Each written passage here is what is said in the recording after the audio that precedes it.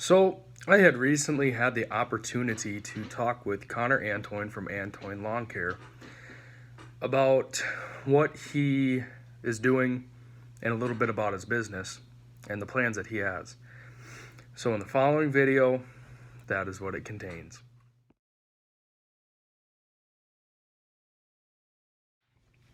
What's your name?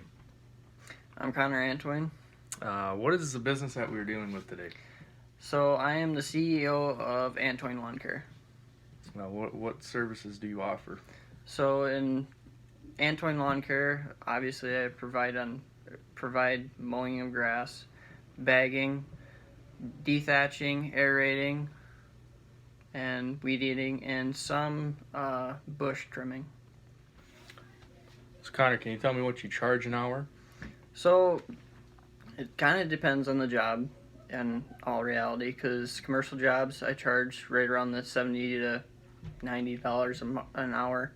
And then on residentials, normally it's anywhere from $20 an hour to up to $40. Okay. Where is your business located at? My business is located out of Watertown, South Dakota. I live in Henry, but I do some stuff in Henry too. So I do the surrounding area of Watertown. So I do Clark. I haven't gone to Florence yet, but I've had a bit of job there, and I do Henry. So Who is the target audience? target audience is clearly, obviously, anybody with a yard, but normally I try to shoot for the more elderly, just because they can't go out and mow the yard anymore, or some of the younger kids that maybe just bought a house or renting. They don't want to go out and mow that, 2 strips of yard. So it all depends. Maybe they don't even have a mower. So, Connor, can you tell me how you go above and beyond for your customers and how you keep them coming back? So in Antoine Lawn Care, my slogan has always been for better lawn or better yard every time. So with that aspect, you have to try to weed eat even better than you did last time.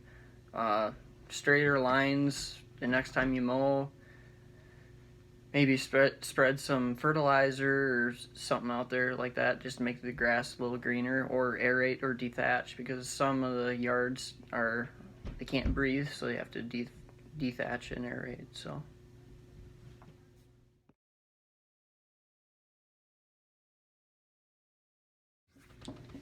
Connor, can you tell me, when you're building your team, who are you looking to employ and what characteristics do you want them to have? So when I build my team, I look for, obviously, the first impression when they walk in the door. Some body language. The other thing is that I get to know a little bit of their personality, what they like. Because if let's say they work on trucks all the time or whatever like that, they can go and work on your stuff when you need to, and if it's out in the field, it's already done and fixed before it comes back to the shop.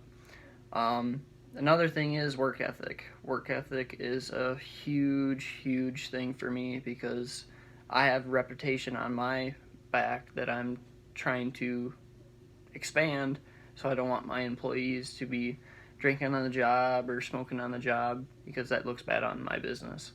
Other than that, I mean, if you're willing to put in the hours, and the heat's kind of a killer too, as long as you're willing to do that for me, I will bend over backwards for you.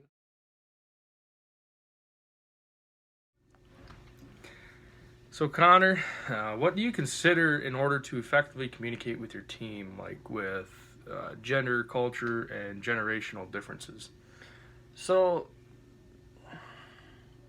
in my eyes, everybody is created equal. Doesn't matter your skin, race, I don't care. The way I've always ran my business is if one of my employees or even one of my customers have an issue with something, I've always had them come to me. However, there's times where that doesn't happen, and you get some racial things and stuff like that. If one of my employees is saying something to one of my customers or another employee, I have a 2-strike deal. After the second time, you are fired on the spot. I don't care where you're at. Other than that, I try to treat everybody equal, because that's my life. It doesn't matter who you are, and if they're a customer of mine, I will treat them like my own son. So there should be no difference in that aspect. So, Connor, can you explain to me what kind of a resiliency plan you have that deals with like safety, or if like the conditions outside change from year to year? Okay, so for safety wise, in all of our trucks that we have, and even on some of the mowers, we have a first aid kit, we have a fire extinguisher, and a tourniquet, and that's pretty standard for all of our trucks and mowers that we have on them, just because you never know what's going to happen. Some people try to skip steps and, try to get grass out of a mower or whatever like that, and leave the mower on and accidentally hit the blade switch, which is last thing that I want to happen. So I always have the tourniquet in every truck, and I try to have them on all the mowers too. But other than that, conditions every year change. I mean, dry years, wet years. And some safety precautions with that too is the fire extinguisher. And let's say we're spreading fertilizer, we try to wear masks all the time, just so that we don't breathe the little dust that comes off that fertilizer. So. All right. So, Connor, can you tell me, when you are dealing with team development, how do you instill a sense of being an all-around team with your employees? So, being a team with my employees, we have a safety meeting every morning before we go out on the job.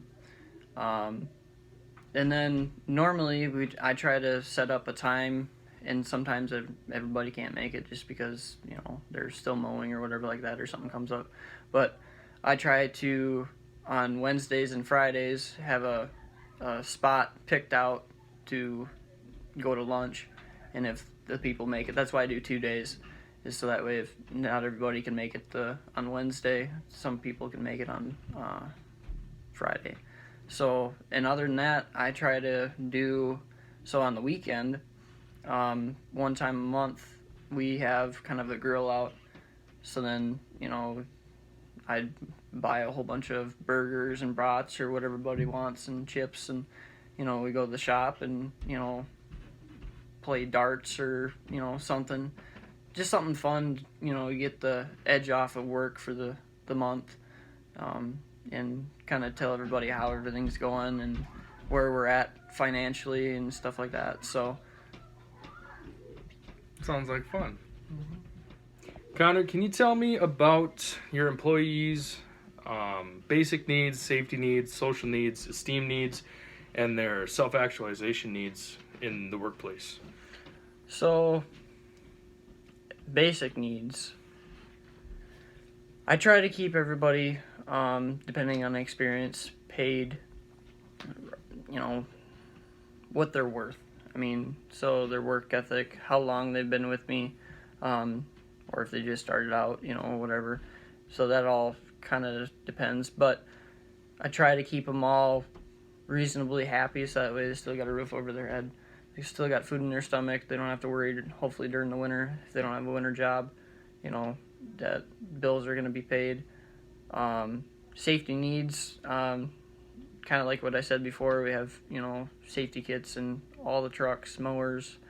Then at the shop, we have, some, not necessity stuff, but if you have like a headache or something like that, or just don't feel good, we do have an eye wash station. So if you get something in your eye at the shop, piece of grass, oil, or whatever, you can wash your eyes out.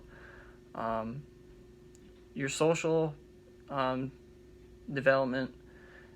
So again, trying to get everybody together, and just have a laugh or two, or have a fun time, at the shop, or even at Dairy Queen or wherever we're eating for lunch. Esteem, I try my best to make sure everybody knows that they're worth their time here at Antoine Lawn Care, because without them I don't have a business. So with that, I try to say, you're doing a good job, or if I need to, address an issue, but try to do it on a positive note and not a negative note. So I'm just trying to say, hey, maybe this time, have your mower, a certain line over, and try to keep that line to get a straighter line every time. So it all depends. Self-respect, that's another, if you hate your job or whatever like that, then sorry, but I don't know if you're going to cut for the job. Just because if you don't have respect for yourself doing the job, then how do I know you're going to have respect for the customer that you're doing that job for? Challenging work.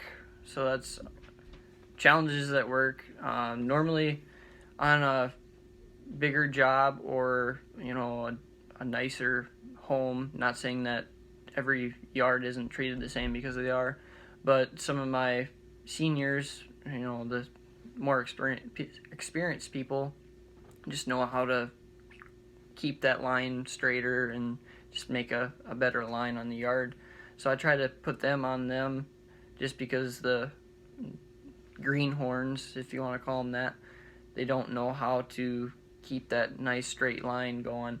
So on different yards it's different, but on the jobs that people see the most, like my commercials, I try to have the seniors do it, because they do an amazing job, and eventually the greenhorns will get there. So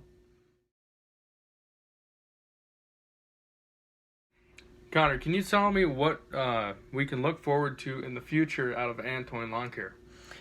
yeah, so Antoine Lawn Care is definitely growing year to year. So what you can expect is, right now I have 3 employees, and going into next year I've already bid about 50 other jobs, so I need about 3 more people to keep up with that workload.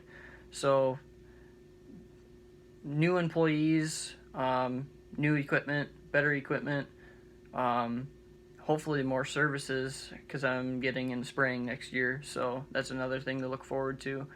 And possibly some snow removal too. So some new changes and some new responsibilities with that too. Well, thank you for your time. I Thanks. enjoyed talking to you today.